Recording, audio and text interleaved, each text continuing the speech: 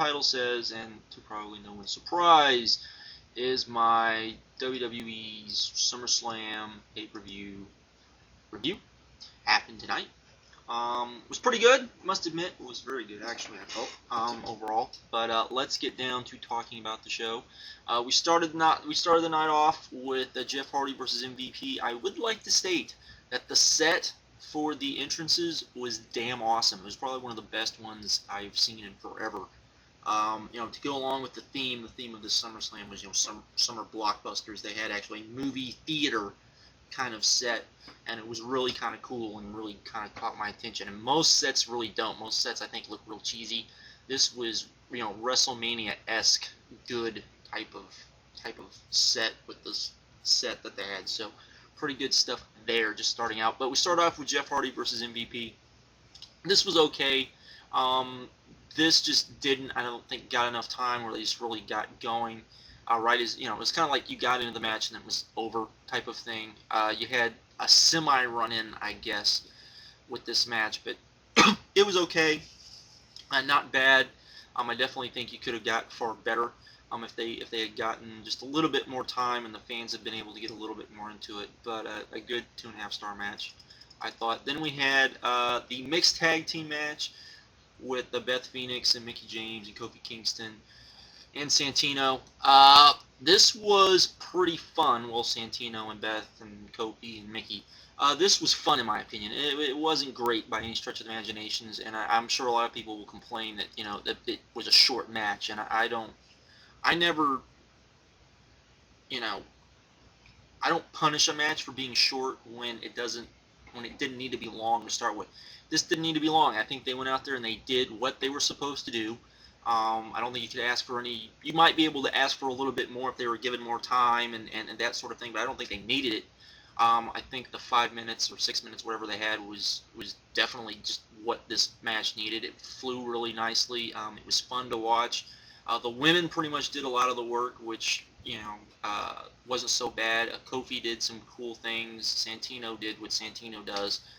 It was kind of a comedy match, but it was an okay comedy match and entertaining, and another 2.5-star match. Then we had normally what I would complain, but I'm not going to complain about this.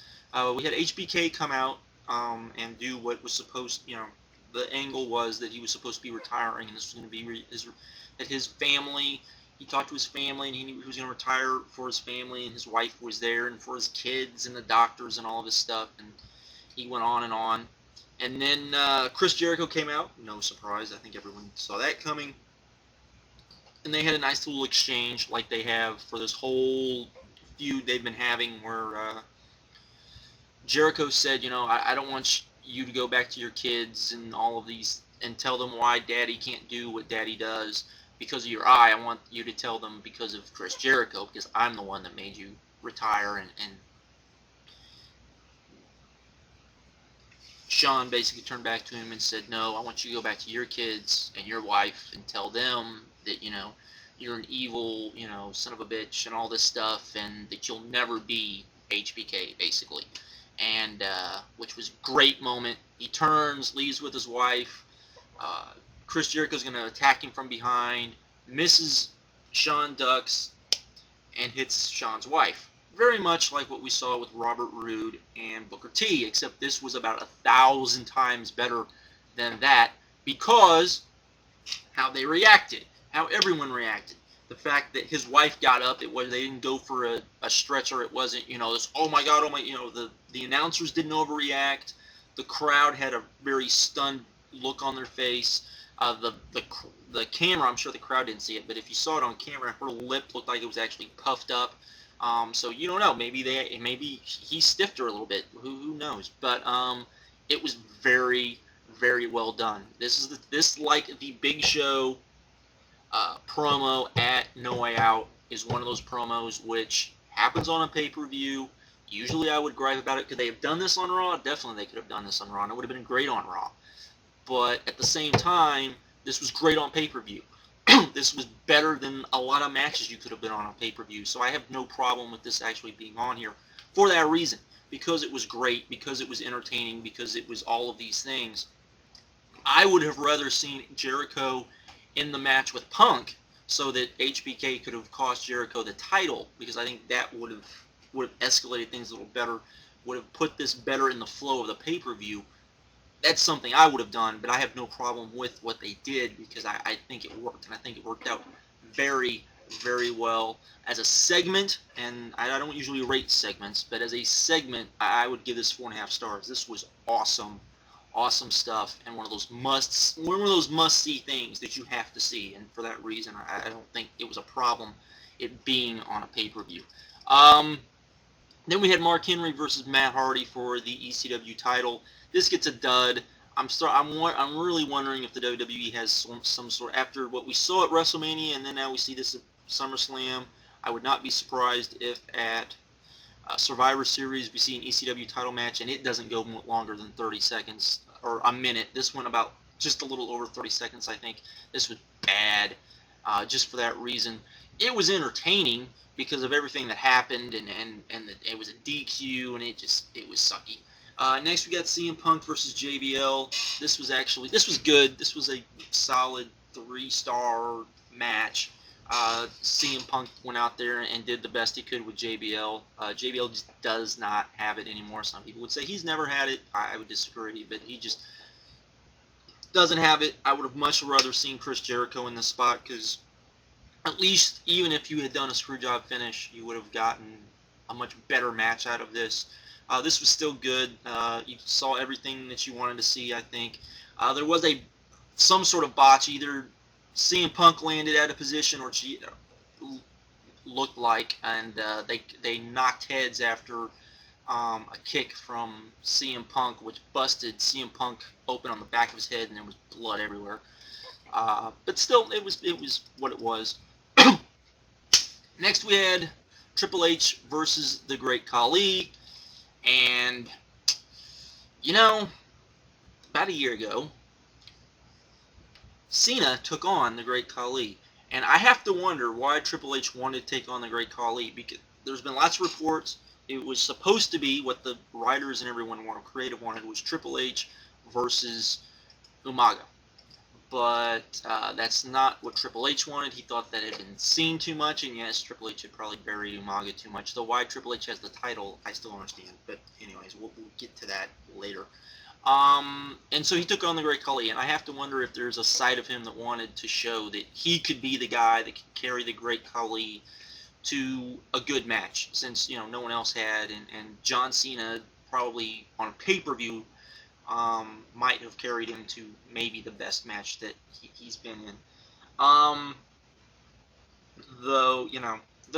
guess you could say Batista, but that involved, a cell, the Punjabi death match. But if you're just talking a regular match, you're just talking not the Punjab, not that match. But Triple H versus the Great Khali, and Cena carried Khali to a better match, because this was okay, but it was just okay. It was an average match. It was 2 stars. It was nothing that would make you go, whoopee. It was what it was. It wasn't as bad as it could have been. It definitely wasn't nearly as good as it could have been. I'm not sure how good this could have been. It was what it was, and I'm sure a lot of people are gonna gripe on me because I said, Cena carried the Great Khali to a better match than Triple H, but he did, like it or not. So though the Cena hate seems to be dying down now that he's losing some, which I figured at some point he was going to, because just the way it goes. Next we had John Cena versus Batista, which seemed a little premature to a lot of people, though I looked at it like, SummerSlam wasn't quite star-studded enough, because you had JBL and Punk, and you had Triple H and Khali, which just, for title matches aren't, CM Punk needed Jericho, I think, to really make that a much better match.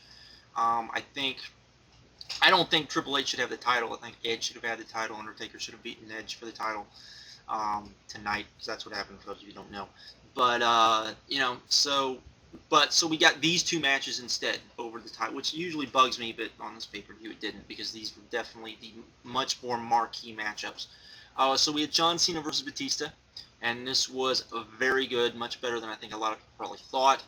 There was lots of good spots, some of the counters on here were really good, from moves to moves. Um, the ending was a bit of a surprise as well, with Batista actually going over. So there we go with there. A very good match. 3 3/4. Really liked it. Really enjoyed it. There we go. Then we had the Hell in the Cell. Edge versus Undertaker. Everyone thought this would steal the show. This was probably the best. Well, this was the second best, in my opinion, WWE match that has happened all year. The second best match I have seen all year. Only HBK Flair tops this because of everything that was with that. Though I will say, I didn't think anything this year would come close. This came pretty damn close to that because there was so much stuff. They hit spots. The camera work on this match was awesome, and I do mean that. Awesome. The camera work actually helped some of the spots, actually helped make them look a lot better. There was a spot where Edge was up on the top rope. The camera was placed in a way where you couldn't see, if you didn't remember, that there were tables already set up, and so Edge went through the tables, which was kind of cool, and a nice little camera work spot, which I enjoyed. Just lots of stuff like that. These two went out there and beat the holy hell out of each other.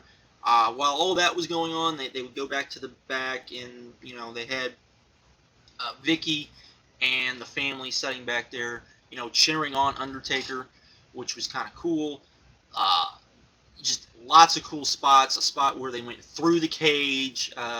Edge speared Undertaker, and they went through one of the announce tables. It was crazy. They killed each other with cameras. I mean, it literally was nuts. And just mark out moment after mark out moment. Slow and kind of what you would expect from an Undertaker match, but he is probably the master at this match, so I have no problem with that. This was just a great match is what this was. This was just great, to the point that I would say this match by itself people need to go out and see, and I would recommend this show just for that, because I think it's that good of a match. I wouldn't put it at 5, but definitely 4 3/4. The ending, a lot of people are probably going to bitch and whine about, because just to spoil it, Undertaker takes Edge after the match, and this was after the match. Undertaker walked down the aisle, then walked back down the aisle with this evil look on his face, picked up Edge, stuck him on a ladder. He put himself on another ladder, and then choke slammed Edge onto the mat. He went through the mat, a la Taz, Bam Bam Bigelow, or the numerous other times that WWE has done it. And then got off the ladder, got on his hands and knees, raised his hands up above, and said he's going to send him to hell. That was the thing, and sent him to hell. And fire came shooting up out from under the ring. Kind of one of those moments, but literally I was like, wow, because it was, it's the Undertaker, and usually most of us are willing to when it comes to the Undertaker, we're used to this sort of thing. But it was definitely a wow moment, kind of what are they going to do next sort of thing. Overall, I really liked this pay-per-view. I actually liked it as much as I liked Hard Justice, even though I think Hard Justice had better matches. I think this was had more entertainment to it, while the matches weren't as good. I think it had more entertainment to it, and I think they kind of leveled themselves out. This was a lot of fun, and I would say definitely wait till the DVD comes out and buy the DVD if you want to order the replay. It was that much fun. I'll an 8.0, just really good stuff. This was a good month. This has been a very good month so far for wrestling, so that's good. Great way to end the summer. Far better than last year's SummerSlam. It looks like both companies went out there and kind of behaved themselves, or redeemed themselves, I should say, over last year's pay-per-view offerings that we got last year. So there you go there. Still, I would definitely say you need to see the Edge Undertaker match. It was just an awesome, awesome, awesome spectacle of a match that just, it's awesome. That's all I'm going to say. It was just awesome in my opinion. I believe I've already got it. I should already have my homepage updated as far as the my top 10 matches are, because this should be second. Yeah, this should be second. If not, I'll have to go to, but yeah, it should be second. But anyways, that's it for this one. Definitely recommend you watch this. Very good stuff. And with that, I am out. Have a good one. Later.